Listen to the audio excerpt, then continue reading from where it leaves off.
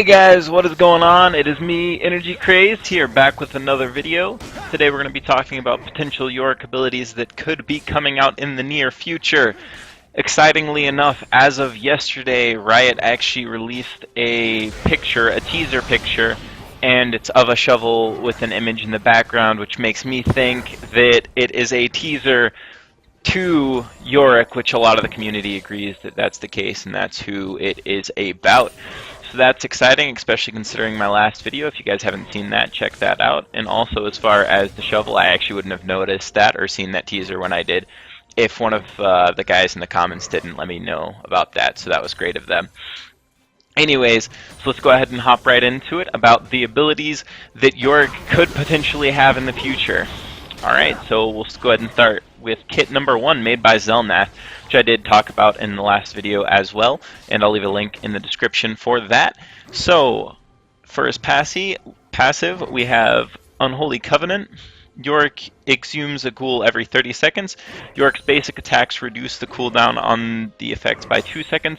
Each ghoul grants a unique bonus. We have Inky, Stinky, and Munch. Inky gives a movement speed increase by 10%. Stinky attack damage increased by 25%, and Munch lifesteal increased by 15%. Yorick's ghouls gain 10% of his attack damage and 15 to 25% of his health based on his level. His Q is Omen of War, costs 40 mana with a passive. Inky, the spectral ghoul, excuse me. While Inky is alive, Yorick gains 10% movement speed with an active. Yorick gains 40% additional movement speed for 2 seconds, and his next melee attack within 4.5 seconds will deal 150 plus physical damage. I don't know what the ratio is on that. If Inky is alive when you cast, movement speed bonus is increased, and Yorick also ignores all unit collision. His W is Omen of Pestilence, costing 75 mana. Passive, Stinky, the Decaying Ghoul. While Stinky is alive, Yorick gains 25% attack damage. With an active, Corpse Gas explodes on a target location, dealing 220 plus magic damage. Enemy caught in the explosions are slowed by 40% for 1.5 seconds. If Stinky is alive, he will erupt with the explosion and continue to deal 50 plus magic damage per second and slow the nearby enemies by 20% for 5 seconds. So we have Omen of Famine for his E, costing 75 mana. Passive, Munch the Ravening Ghoul. While Munch is alive, Yorick gains 15% lifesteal and spell vamp. Yorick sends a ghostly spirit into the target, dealing 175 plus physical damage, and marking the target for 5 seconds. Yorick's next melee attack against the marked target will restore health equal to 100% of the damage dealt. If Munch is alive, he will also attack the target, doubling the damage. And for his ult, we have Triple Team. It revives all of Yorick's ghouls. Cooldown is reduced for each ghoul still alive. On an ally, whenever you cast this ability, Yorick's ghouls protect your ally, redirecting 50% of all damage taken to themselves and grant a target Unholy Covenant for 20 seconds. And then on enemy cast, Yorick's ghouls rush the target, stunning the enemy for 2 seconds, and the ghouls activate their secondary effects. So, in this kit, as Riot has previously said, you can see a lot of pushing a potential. There's also a lot of survivability for Yorick with this, with his passive especially. And it's interesting in the sense that it's not actually you summoning ghouls, it's you passively getting these ghouls, which also makes me wonder if these ghouls are going to be permanent or not, because there's nothing that says that they decay over time. So this makes me believe that they are alive until the enemy decides to kill them.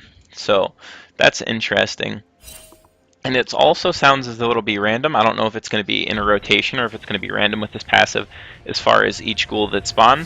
But that's interesting. And his ult. I would like to point out on an ally cast with his ultimate, it also gives them Unholy Covenant. So that also gives them Yorick's passive. Not only does it protect them and reduce the damage, but it also gives them the passive that Yorick has. So they will be summoning ghouls, and the ghouls will gain 10% of his attack damage and 15 to 25 of his health. So in the event that you put this on an AD carry, these ghouls will be doing an absolutely absurd amount of damage. Well, perspectively for how much they were doing comparative to what was in lane. So we'll go ahead and move on to the second kit now. On the second kit, we have a similar passive. It's Unholy Covenant. It's activated the same way, although it has 3 different ghouls from what we had before. We have Spectre, Crush, and Munch. Spectre has Spirit Piece, commands all ghouls to dash in a line, dealing damage to all enemies struck. Crush, which has Ghoul Cleave, deals damage and snares enemies near him. And then Munch seeks out targets marked with Omen of Famine, rooting them for 1.5 seconds. Yorick's ghouls gain 10% of his attack damage and 15 to 25% of his health. So the same passive, just with different ghouls for the passive abilities. So we have Spirit Strike for his Q, and it passively, if a Spectre is alive when the Spirit Strike is used, the other ghoul will attack in a line towards the Spirit Struck target. Active, Yorick gains 40% additional movement speed for 2 seconds, and his next melee attack within 4.5 seconds will deal 150 plus physical damage.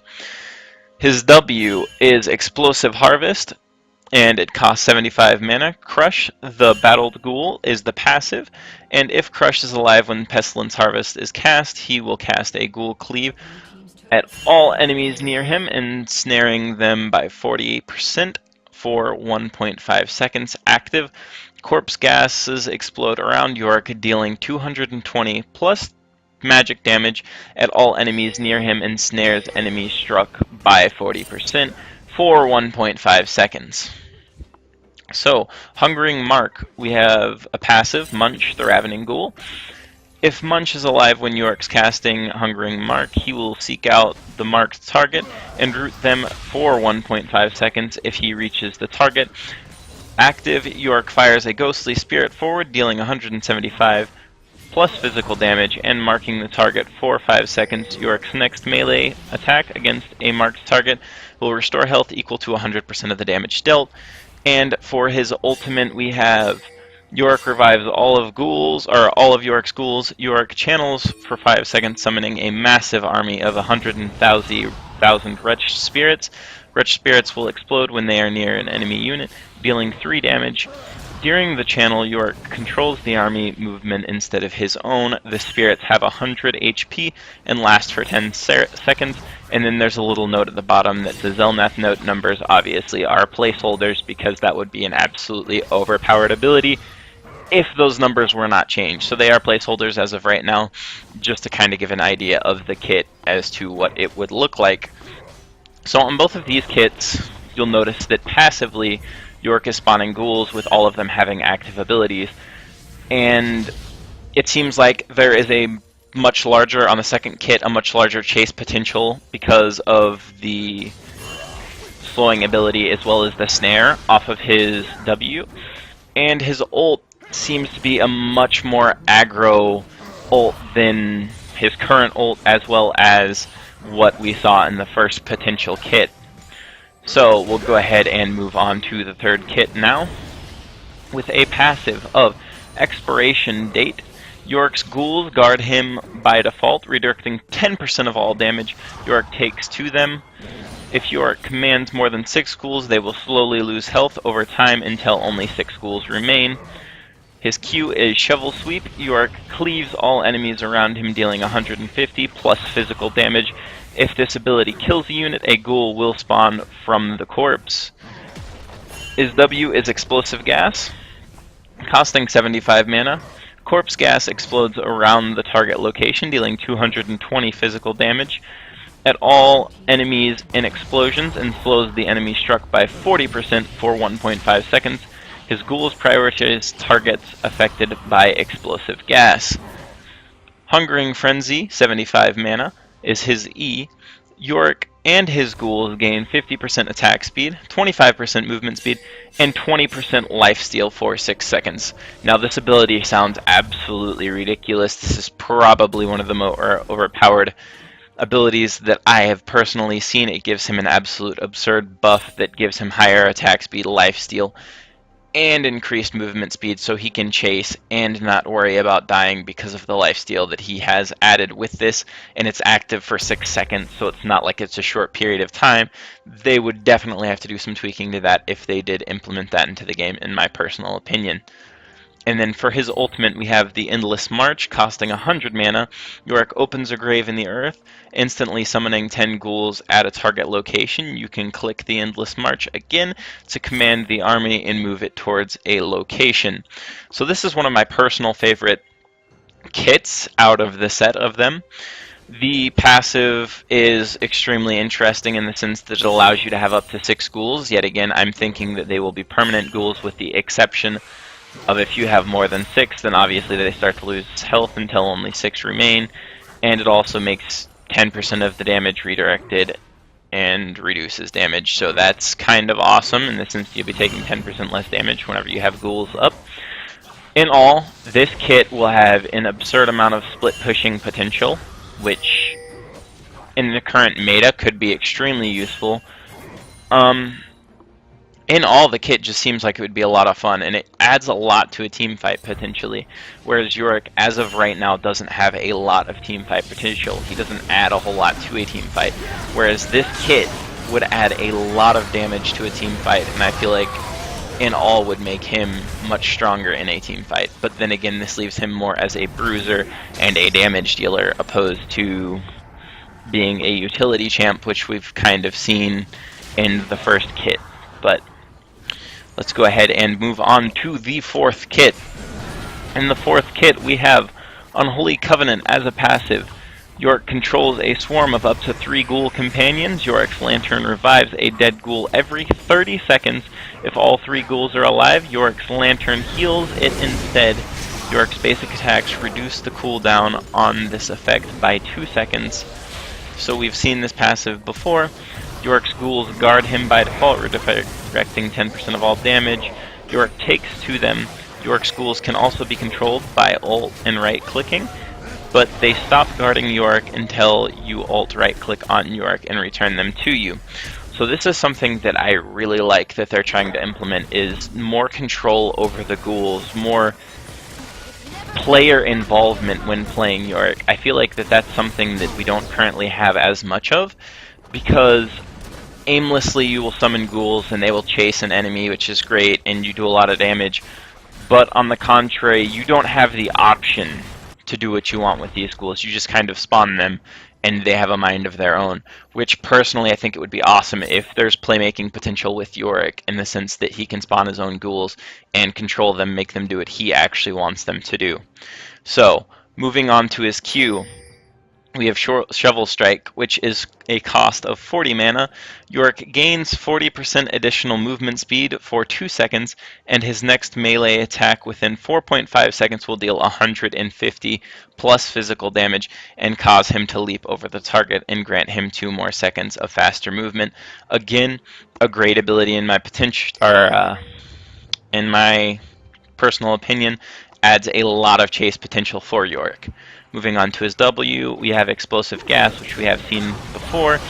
Corpse exploded around Yorick, dealing 220 plus physical damage at all enemies near him, and slows enemies struck by 40% for 1.5 seconds. His ghouls also cast an effect around them.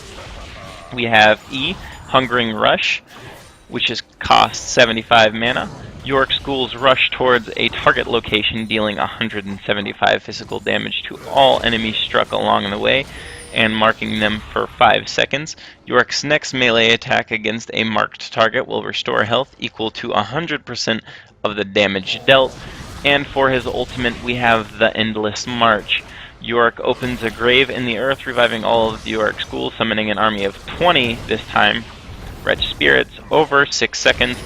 You can click the Endless March again to command the army and attack a location and or a unit. The spirits have 100 HP, deal X damage, and last for 20 seconds. Again, I really like the fact in this kit that they're implementing that you can move around the ghouls and make decisions for the ghouls, allowing you to have more playmaking potential than prior Yorick did. That is fantastic. Alright, so for the, I believe, 5th kit? Yes, this is the 5th kit. So for the 5th kit, we have the passive of Expiration Date, and on these last 3 kits you're going to notice a lot of similarities between them. I digress. For the passive, we have Expiration Date. Yorick's Lantern beckons 1 spirit every 20 seconds, a maximum of 5. Striking a champion with an ability will cause the Lantern to spawn a ghoul. Yorick's ghouls guard him by default, redirecting 10% of all damage Yorick takes to them. If Yorick commands more than 3 ghouls, they will slowly lose health over time until only 3 ghouls remain. On his Q, we have Undertaker's Right, costing 40 mana. Yorick cleaves all enemies around him, dealing 150 plus physical damage. If this ability kills a unit, Yorick's Lantern will convert a spirit into a ghoul. If any ghouls are alive, they will also cleave in the area around them. On his W, Pestilence Ichor, I think I may have mispronounced that incorrectly, or I may have pronounced that incorrectly, excuse me, but I digress. 75 mana. The Corpse Rot explodes around the target location after a short delay, dealing 220 plus physical damage at all enemies in the explosion, and slows the enemy struck by 40% for 1.5 seconds. If cast upon a ghoul, they will become a blighted ghoul, and rush the enemy nearest the champion, exploding on contact and dealing 220 damage plus physical damage to all the enemies nearby. On this ability, I don't understand why it has the second ability to cast it upon a ghoul, considering that its first ability will apply a slow, and the passive of the ability doesn't apply a slow, but you have to cast it and kill one of your own ghouls. It seems sort of nonsensical unless they make the damage ratios a little bit different and or add a secondary effect to when you use this ability on a ghoul. As of right now, I don't see it being purposeful using it on a ghoul, rather just cast it on the person itself. At least by the sounds of it, that sounds like what you can do. Maybe I'm reading the ability incorrectly as well. Moving on to his E in this kit, we have Blood Rush. Yorick releases a flame from his lantern, which travels in a line, dealing 175 physical damage to any of the enemies in his path. If the champion is struck, they will be affected with the Blood Mark. Yorick's next auto attack on a marked target will restore 15 plus magic health, lasts for 5 seconds. Now, this is really interesting, or at least this ability is really interesting to me in the sense that 1, it is a skill shot, 2, it has the potential for life regeneration, which is awesome, which I like that they keep the theme on all of the abilities, slowing on WE, on lifesteal like normal Yorick has. But on this ability, as I said before, it will be a skill shot, which, fun fact, a couple days ago we saw a leak from the PBE files showing a skill shot ability. So does that mean that this could potentially be the ability that is released? It is very possible, and I'm excited to see if that's the case. That's my personal theory, that it's going to be one of these kits that do have the skill shot, or something along the lines of one of these kits that do have the skill shot, considering that that ability was released in the PBE. So, with that being said, let's go ahead and move on to his ultimate. We have Embrace the Inevitable, which is a line that Yorick has, if you did not know. Costing 100 mana, Yorick opens a grave in the earth, instantly summoning 5, plus 1 per soul. I also would like to mention that I don't know where these souls come from. I can't find it in his passive, and I do not know what it's referring to whenever it says plus 1 per soul. I have no idea where those souls are generated from. I digress. Ghouls at the target location.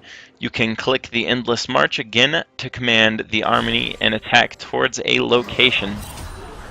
So, with this kit, there's a very common theme on the W with the explosive and it doing damage. All of his abilities seem to do damage, and it seems to be a more aggro build for him, where he will be more bruiser-esque in this build. So, yeah, I mean, I don't know what else to say. So, on this one, we have Expiration Date. Or on the 6th kit, we have Expiration Date, which is the same passive as the last one we just saw. Yorick's Lantern beckons a spirit every 20 seconds, maximum of 5. Striking a champion with the ability will cause a lantern to spawn a ghoul. Yorick's ghouls guard him by default, redirecting 10% of all damage Yorick takes to them. If Yorick commands more than 3 ghouls, they will slowly lose health over time until there are only 3 ghouls remaining. So, moving on to his Q, we have Undertaker's Right, which is the same, yet again, as the other ability. Yorick cleaves all enemies around him, dealing 150 plus physical damage. If this ability kills a unit, Yorick's Lantern converts the spirit into a ghoul. If any ghouls are alive, then they cleave an area around them, which I think is honestly one of the most powerful abilities in these two kits. So we have Pestilence in Core again, which we did have in the last kit as well on the W. Corpse rots and explodes on a target location after a short delay, dealing 220 physical damage at all enemies in an explosion, and slows enemies struck by 40% for 1.5 seconds. And I'm just going to kind of skip the rest of this ability because I have read it before, and you have seen it before in the last kit. So what makes this kit different than the other kit is its E, which is Lantern Flight, costing 75 mana. Yorick illuminates a point with his lantern. If a ghoul is alive, it will dash to the target location, dealing 175 physical damage to any enemies in its path. So I'm kind of curious with this ability if it's just going to be a damage dealer and hit everything in its path, which it will, but I'm also curious if you can use this as a warding technique depending on how wide it is, because it does say it illuminates a point with his lantern. With that being the case, it strongly makes me believe that you can put it into a brush and check it without having to face check, and it gives you a little bit more vision in that area. So again, we're going to have some similar abilities in our next kit. The passive is going to be the same, which is Expiration Date. I'm not going to go over it again, as I have gone over it twice already. And then we have Undertaker's Tool, which is a new Q ability for Yorick in this kit, costing 40 mana. Yorick cleaves all the enemies around him with the shovel, dealing 150 physical damage. If any ghouls are alive when cast, they will also cleave in an area around him. If a champion or a large minion is slain within 2 seconds of being struck by this ability, Yorick will instantly receive a ghoul. So the big difference in between these two and Undertaker's Right is that he can spawn a ghoul if he ends up killing a large minion or killing an enemy. There will be ghouls that will spawn off of it. Other than that, it is extremely similar to Undertaker's Right. So on his W, we have Pestilence Ichor, yet again, which I have read, and I am going to go ahead and take a pass on this one as of this time. His E, which is a new ability that we have not seen yet, Yorick flings a clump of dirt in a line, dealing 175 physical damage to the first enemy hit, blinding them for 1.5 seconds. If a ghoul is protecting Yorick, he will fling it instead, causing it to pass through enemy minions and cause all enemies hit to flee for 1.5 seconds. I absolutely love this E ability, and I hope this is what the skill shot that we saw in the PvE was more than anything. This is my favorite ability, other than the ultimate abilities. This is my favorite ability that they have potentially, because it puts disengage for the team if you project it from a ghoul, which is awesome because there's not a lot of current disengage from top laners that are currently played in the meta. So it would be awesome to have some more disengage. Most of disengage as of right now comes from our junglers, which, don't get me wrong, there are top laners that are played, such as Gnar, that do have disengage potential, but a lot of the top laners that are played in the current meta don't have as strong of disengage, and it would be really cool to add someone else with strong disengage. And you can also blind them, so if you're going into, I don't know, going into a hot mess, you can blind the first target that you hit. You can blind someone who has a strong engage and prevent that engage for 1.5 seconds or something along those lines. But this ability can be used in multiple ways. I love the disengage ability that it has and the engage potential that it has. It makes Yorick a significantly stronger and more useful champion in team fights, which is something that he is very lacking in as of right now. And on his ultimate, we have Embrace the Inevitable, which we did have last time. I'll go ahead and read through it since it is the last ability of the last kit. Yorick opens a grave in the earth, summoning 5 ghouls from the earth. At a target location, you can click the ability again to command the army and move towards a location. So these are all of the kits that we have seen released from Xelnath. These were released a while ago, so a lot of changes could have been made to these abilities, and all of these are just prototype kits in the first place.